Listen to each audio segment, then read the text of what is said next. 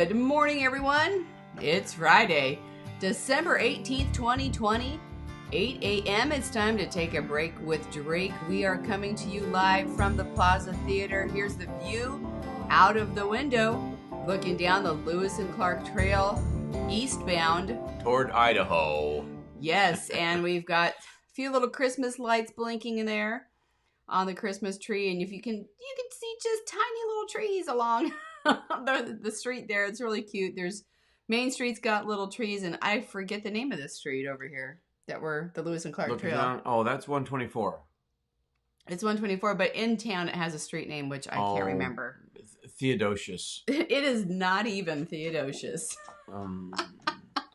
Plagnagorian. How about that? Can you scoot closer? Yeah. Okay. The Christmas tree lights were a lot brighter 2 hours ago. I don't know what happens. They get dim every morning. Do they really? Okay. I don't know what happens. I do. Anyway, there was kind of a debate whether the kids would put Christmas ornaments, because they make their own Christmas ornaments to put up on the tree each year, and whether those kids would be putting them up, and they did. They did. Yeah, so they had a debate. They had a debate whether the ornaments would spread the virus or not. Oh my God! You know, these government discussions. I'm glad they just went ahead and did it. I mean, come on. Please, people. We're not going to be licking the ornaments. Please, please, people. Please, people. Oh please. gosh, it makes me laugh because, Yeah. because of reasons. And I'm going to double check to make sure our audio is good because that's my job. Okay, good. Yep. And before we launch into let me just a second here.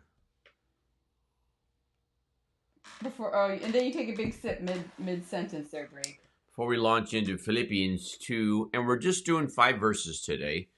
Very simple, very encouraging, very significant too. So is that working, dear? Yeah, it's working. Yay.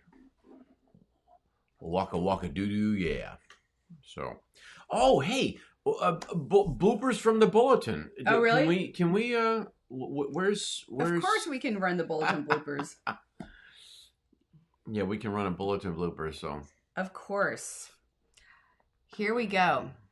I wish I had my little piano so I could play. The day the squirrel went berserk in the first self-righteous church in that sleepy little town of Pascagoula. I think all that's made up. Oh, you do? Yeah. Oh, honey, it's real. There can't be a church named that. The town is. Oh wait, there's that. Whoops, that's the wrong one. Okay. I need to delete that one. Where is that? Okay, church bulletin bloopers. I'll delete that. I'll clean everything up later. Here we go. Yeah. Oh, here we go. And you can read it. The associate minister unveiled the church's new tithing campaign slogan last Sunday. I upped my pledge. Up yours. I upped my pledge. Up yours. That's a real blooper. I actually saw that. Did you really? I actually saw that in the early 1990s, like almost 30 years ago. That was kind of a thing in there. Oh my goodness. That is It reminds me of that T-shirt. There was a T-shirt. Keep it fun, folks. There was a T-shirt. I think it was probably one of those like fake commercials, but the guy was. Maybe it was a real commercial. Maybe you guys remember this, but it was for the 7-Up. 7-Up, the soda. You know the clear soda, 7-Up. Yeah, sure. So the guy had a T-shirt. On the front it said "Make 7," and on the back it said "Up yours." Make 7-Up yours. Like it's supposed to be your soda. Oh, I tell you what, that's really cheeky. That it is. Cheeky, that's an English phrase. That means cheeky. That means when you take your cheeks and go. It just does? Yeah. You tug your cheeks and you're being cheeky. That's very cheeky. And I like that when Mel Gibson says, and there was one fat colonel in the British Army. He called me a cheeky fellow. Oh, really? Of course, he was bluffing. A fat colonel. Yep. Philippians 2, 14 to 18. And you, then this does tie together with yesterday. We went at length near the end We did. Do everything without complaining or arguing. Oh, what verse is that again, Drake? 2:14. 2:14. Complaining and arguing inspires and encourages no one. And it helps and guides and opens the eyes of no one. Hey, good morning, Todd Williams. He says hello to the Travis family. Mighty Todd, and a Merry Christmas in a week. So we're kind of Christmased up here. Yeah, a little bit, yeah. Serena flies today, and I thought before she flies, she meets with her one of my business clients or bosses or cohorts in Yeehaw. But to do everything without complaining or arguing, so that you may become.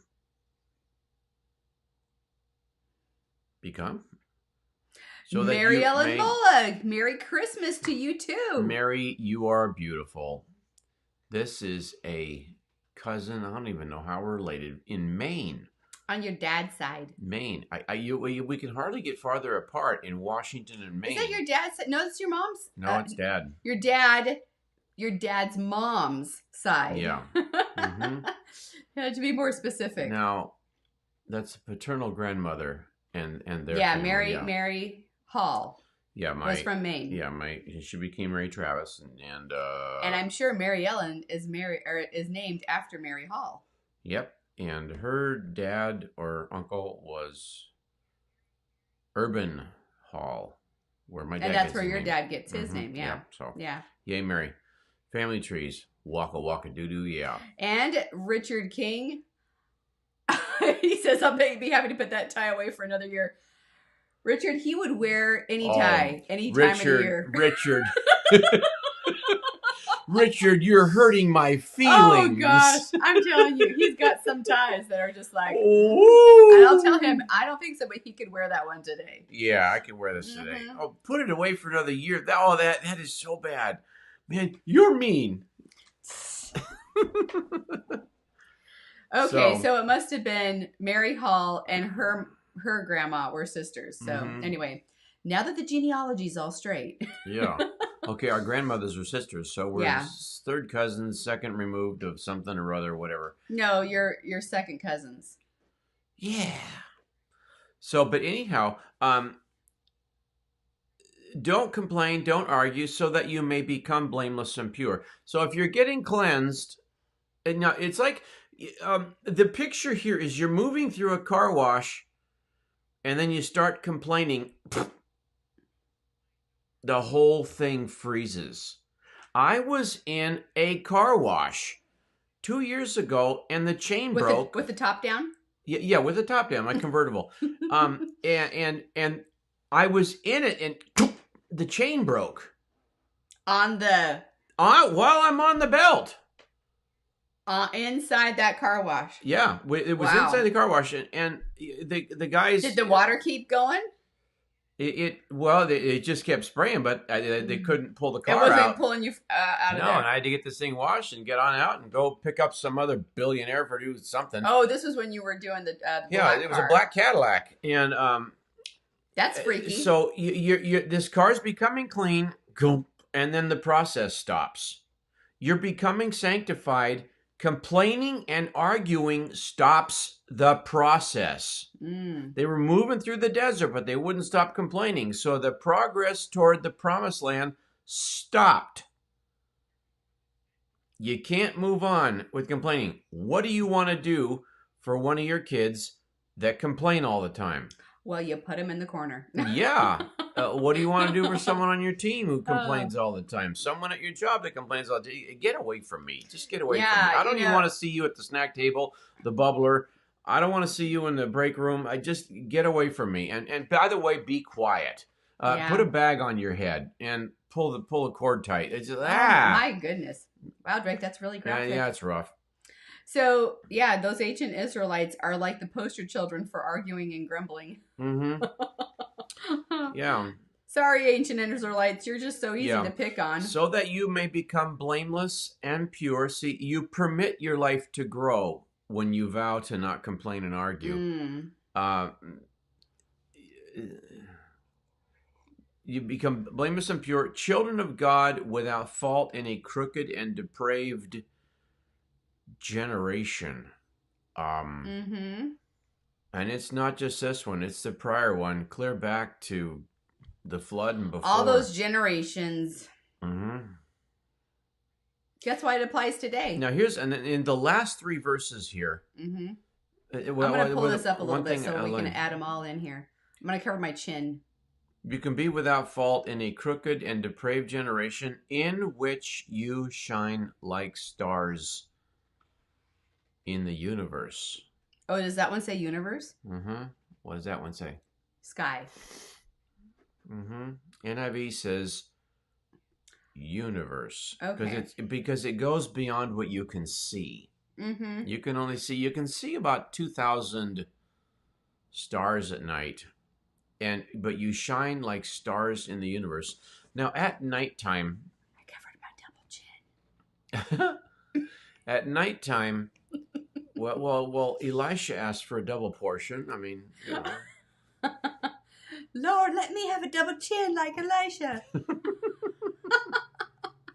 Yeah. In which you shine like stars in the universe. Now, outside at night. Yeah. Do you see the sky? Not really. You go beyond the sky, you see the stars and the moon. Mm-hmm. And which is closer? Which is farther? The moon is farther than the sky for sure. And so are the stars. Because they're even farther than the moon. I've got my chatty Kathy. Are you asking some rhetorical questions or do you want answers to those rhetorical questions? But double chin! Oh man. You know, this is true. I'm glad you keep me around. 28 years ago, I was a teacher and she was a student in the seats out there, and she would pipe up. Oh my goodness. We still laugh. I still quote one of her answers, and we both laugh about it. Oh, we do. Richard says, I see the fog. Do you also hear the rolling thunder? So, you shine like stars. So among all this darkness at night, mm-hmm. you can't see it. This crooked generation, it just passes away and it's gone again. And people that get involved in crooked things, they don't live as long. They die early. I get befuddled at all this pushing of LGBTQ. All the LGBTQ. Are we sensitive to the LGBTQ? Getting involved in that non-community. Well, you should just. Let me finish. Go ahead. Getting involved in this community cuts lifespan in half. Mm. And that's why half of the politicians push it so hard.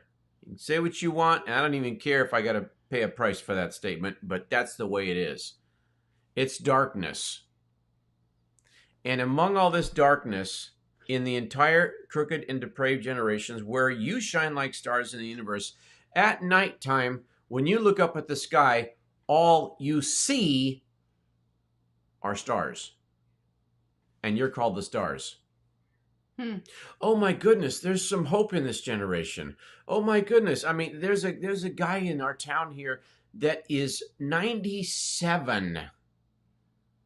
And I really want to see this town surrendered to Christ again. And I'm the most encouraging thing in his entire life.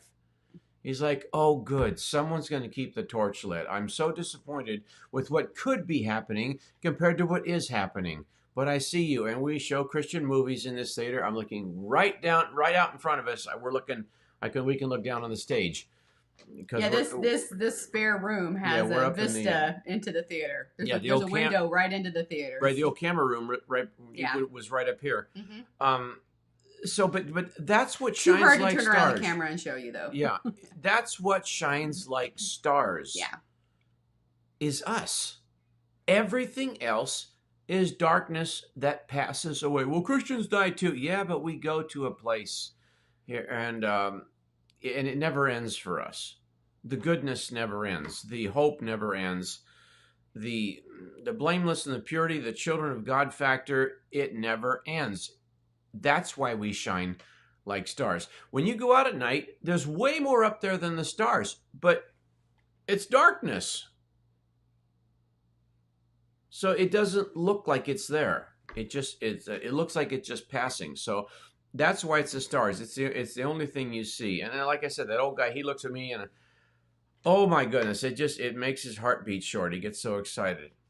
So verse 16, as you hold out the word of life, you shine like stars in the universe as you hold out the word of life. This one up here, it says hold firmly to the word of life. Mm-hmm. Yeah. Well, hold out, and I looked Hold it up. out. Yeah, it's like hold out. I looked up in my old Bible that looks like chicken feet and chicken scratch Mhm. to you, because I can read that. It's a big, long 11-letter word. Hold out can also be translated hold on, Mm-hmm. and also hold up. Hmm. So you hold on to the word of faith and you continue to live by it. You hold it out to others and keep offering it to others who are the crooked and depraved generation where you shine like stars. You also hold it up because it's your hope. It guides you. It's an amazing thing. It gets translated. English is it's a klutzy language.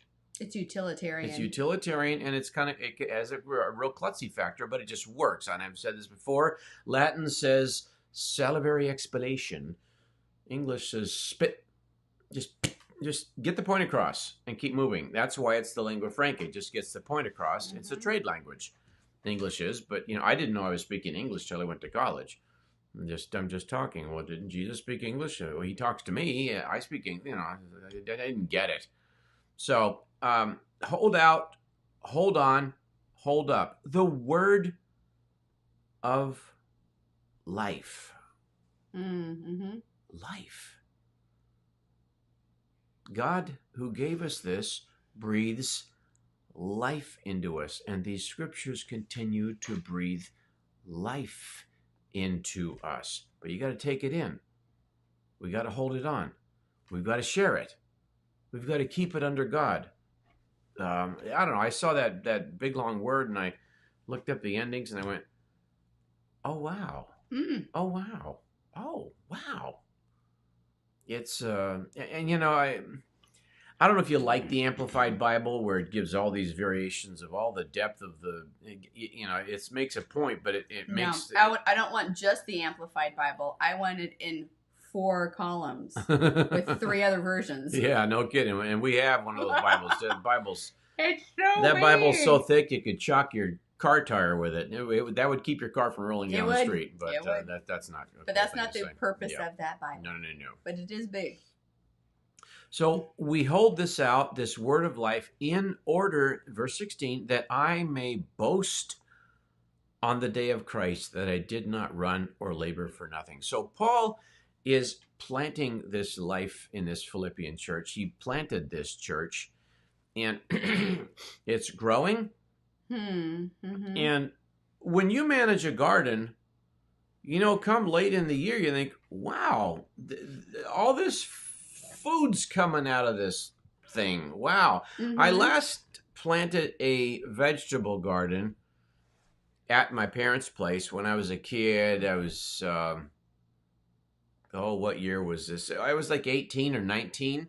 That was the last time I did a garden, but I really knew what I was doing by then. And we cranked out 1,500 pounds of food. Now, my mother, she didn't go, oh, harvest time. She's like, food is kept at the store, and I bring it in as I need it. So we harvested all this She didn't stuff. have a real gardener. We were bagging up corn and potatoes, and I had Brussels sprouts, and tomatoes are coming in. And she's like, I don't know what to do with all this. I don't know how to process this. My mother isn't a canner. She's a nurse, and the hospital, the babies, the newborns. She's a midwife, and so she wasn't real thrilled with it. But this food, I just bagged up stuff and just walked around town and gave it to, especially widows too. It was really awesome. I dropped off 100 pounds of food for a newly widowed family, and it was something. It was really something. So Paul is seeing this Philippian church, and they're growing. And it's like, whoa, guys, Oh yeah, this group of 8, all 8 of them, they're doing a house church of their own, and they're each training 3 and then raising up another 12. It's and Paul, it's like this garden. Mm-hmm. And Paul, to boast, the boastful, the prideful. No, in order that you hold on to the word of life, you hold it out, you hold up, so that I may boast on the day of Christ that I did not run or labor for nothing. When I would garden 5, 8, 6, 7 years prior, nothing would come because I didn't do it right. And I worked all that work for nothing. Somebody saw me gardening when I was like 14, and she said, Story Pruitt, she said, Drake, you're making way more work out of this than it really is. The earth just makes this food for you. Just set it up and let it. But I didn't know what I was doing. And a lot of my work came to nothing, but I got good at it. And then Paul says that I did not run or labor for nothing. I do all this. And you guys are the opposite of working for nothing. You guys are like, oh my, so productive. This is the Philippian church. Philippians. On the north end of the Aegean Sea. Mm-hmm. But even if I am being poured out like a drink offering on the sacrifice and service coming for your faith, I am glad and rejoice with all of you. Paul is going to be executed in less than a decade. And he's so happy with the Philippian church, he doesn't even care. Like, oh, wow. Wow. It's like a dying pastor who looks at this congregation and he remembers when he started there 8 years prior, 28 years prior, 40 years prior, but when it was 4 or 5 people in his living room. Then they started a parish. Then they rented a little storefront. Then they got a building next to the school. And now the sanctuary is the size of a gymnasium, and there's 3 services going on. This pastor goes, wow. I'm going to die this year. That's a prophetic word. All right, though. Mm-hmm. It's okay. You guys kick it. And, and he knows he did not run or labor for nothing. For I am being poured out like a drink offering. It's coming to a close here. Paul said, I am glad and rejoice with all of you. Mm-hmm. And what Paul learned, they wanted to learn. What Paul knew, they wanted to know. The power of the resurrected Christ, they wanted it too. Paul says, I want to know Christ and his resurrection. Oh, he's bursting. He's so excited when he says that. And it says, so you too should be glad and rejoice with me.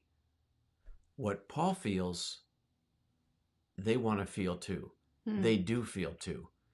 And that's the run of this today. Do everything without complaining. You're in a crooked generation, but you shine like stars. Hold on to the faith. Hold out the word of life, so that I may boast on the day of Christ that I didn't run for nothing, because I'm not getting no harvest here. Double negative. It's not I'm getting no harvest here. I'm getting an awesome harvest in you. I'm being poured out like a drink offering, but I'm glad and rejoice with you. So you can be glad and rejoice with me. The Philippian church and Paul, it was kind of like his sweetest of nephews, so to speak. We've got grandkids, we've got nephews, and you think of everyone, but it's that nephew that makes you go, oh, honk, honk, honk on his nose. Oh, I love this kid. That's how Paul feels about the Philippian church. And they can be glad together. It's really an awesome, that's an awesome thing. And honey, was there something that you were gonna mention? I that's all I had set aside, and we're 4 minutes early. We are. So oh, my thing is way over there. Hang on, let me grab a hold of this. Your thing. It's my whole Seven Streams thing here. Oh, yeah. So I'm just going to reiterate what I've been talking about this week, and that is the Seven Streams method. So we've set up a website where you can listen through the Bible, and I'm reading and narrating the Bible to you, several different Bible versions. Got stuff all over the place here. So I'm going to be this coming year recording a series of videos, and on there it's a way to go together through the Bible and put your thoughts into a journal, and so this is a more like tactile, studious way of Super going growth. So this is and I'm going to make sure that in this people understand that you don't have to start on January 1st. You can start any time of the year. So a journal will be necessary, probably like a ruler or, pens, pencils, whatever you want to have to write into your journal. And this is a graphical representation of all the books of the Bible. So as you finish that book, when we go through the Seven Streams, then you'll just color in that Bible, that little representation. Well, ain't that doodle fun? Say, I finished that book. So here's a couple more. I'll just show you if I can flip to them quickly. This is the Seven Streams Bible reading method, and this is broken down by the streams. That's each of the days. And, well, this is each chapter. So each book of the Bible has a different number of chapters, but these are all in a grid format, and then you'll just color in as you track along your progress what you've covered in there. There'll be a daily tracker as well, saying, hey, yeah, I've listened to January 3rd, didn't get January 4th, but you listened to it later on. So you just keep track as a tracker. So we'll be creating all of those, and I will have a link to this is my favorite journal. It's called a Leuchtturm 1917. Oh, yeah. You can see in here, right down there, it says Leuchtturm 1917. Drake is like, what are you even talking about? This is why I like this journal, okay? It has a hard cover, so it can withstand a little bit of abuse.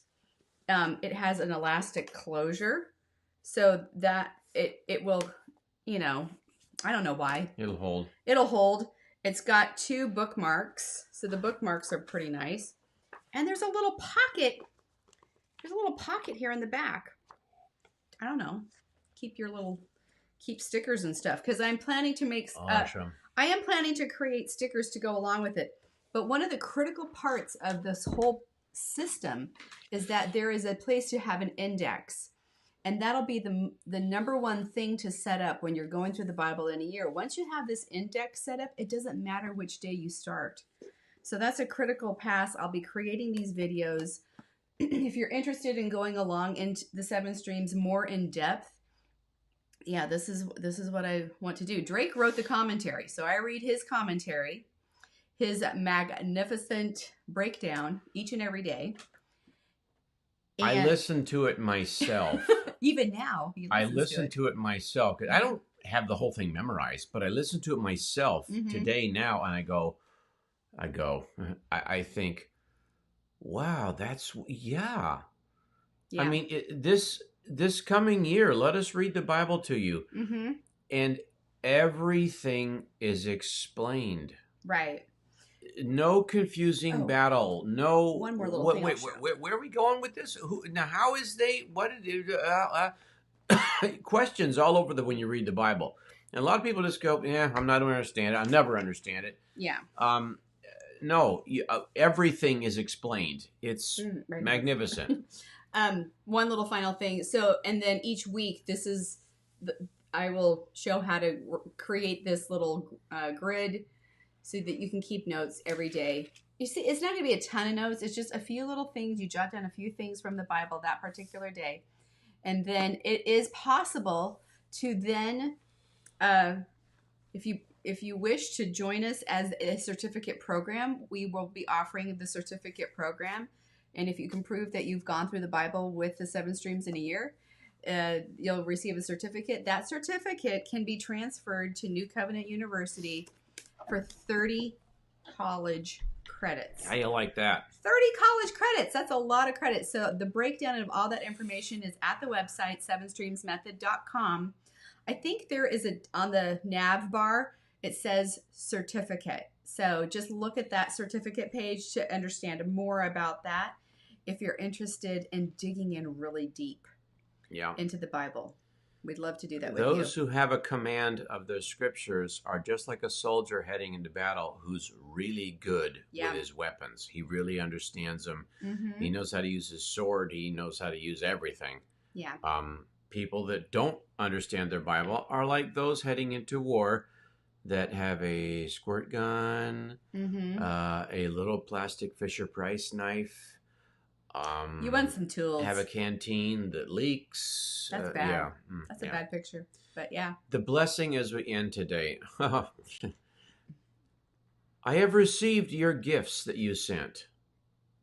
They are a fragrant offering, an acceptable sacrifice pleasing to God. And my God will meet all your needs according to his glorious riches in Christ Jesus. To our God and Father be glory forever and ever. Amen. Amen. Be well this day. Have a great weekend.